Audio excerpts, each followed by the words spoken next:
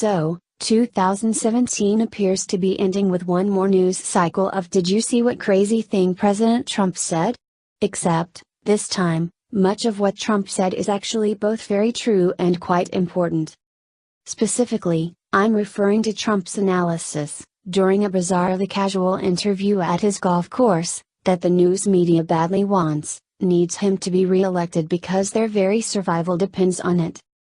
While this prediction from Trump has been widely mocked as being delusional, or, at best, an attempted joke, it is actually quite plausible and even rather likely.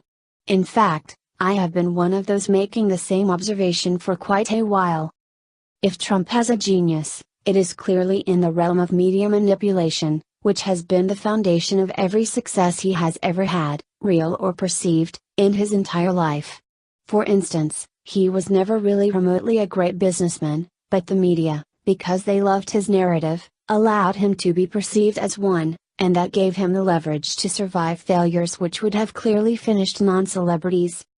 Trump is so good at this is because he intrinsically understands what makes the media tick, almost like a savant.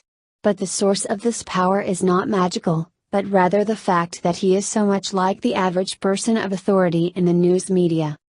Trump comprehends this better than anyone, partly because he saw how the media treated him during the primary campaign.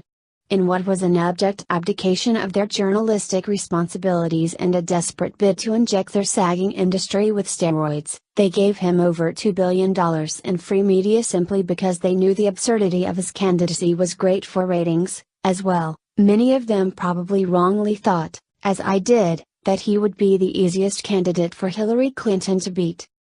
Ironically, news media's general loss of control over the voting populace, which was so evident in Trump's 2016 win, may end up being the best argument that they will not be able to help him win in 2020.